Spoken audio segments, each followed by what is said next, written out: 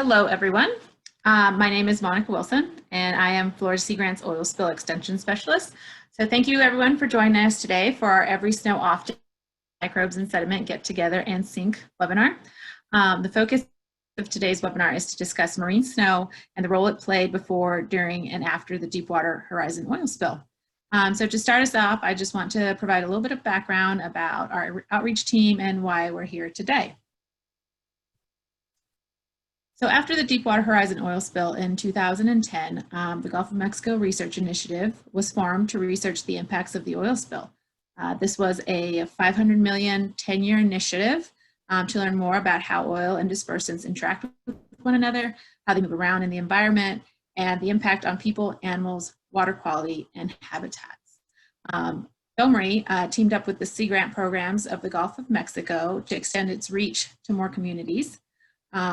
And Grant was a good fit for this position because we have trusted relationships within our coastal communities.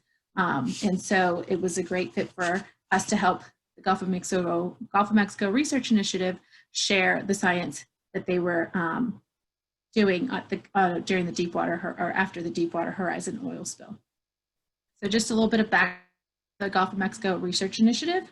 As I said, it's also known as GOMRI, and it came to be when BP committed $500 million to research. They were non-penalty funds, and approximately, they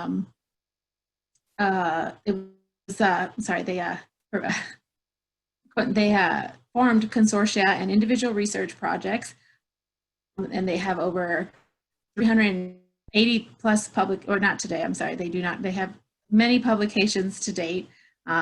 They have a 20-member independent research board, and the goal for the Gulf of Mexico Research Initiative is to improve society's ability to understand, respond to, and mitigate the effects of petroleum pollution and related stressors.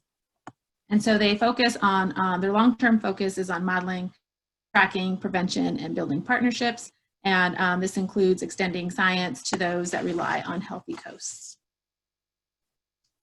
As for Sea Grant, we are university-based programs that are supported and state funds. We have 3 areas of emphasis, which are research, education, and extension.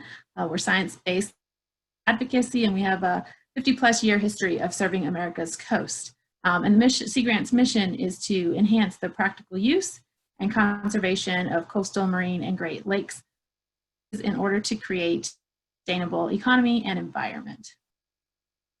So our team works on a regional and state basis. We rely on each other for science within our lead theme area and audience type.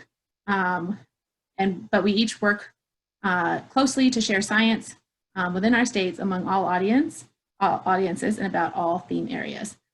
So starting from left to right, we have Danny Bailey, who is our Texas Sea Grant partner.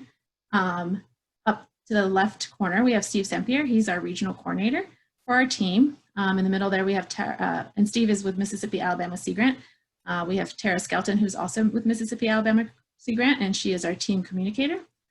Emily Mung Douglas is with Louisiana Sea Grant.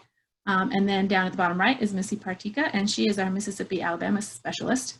And then, like I said before, my name's Monica Wilson, and I'm the Florida Sea Grant specialist. So here are a list of our target audiences. The focus is on those that require a healthy Gulf to work, live, or play. These are the audiences that we primarily work with.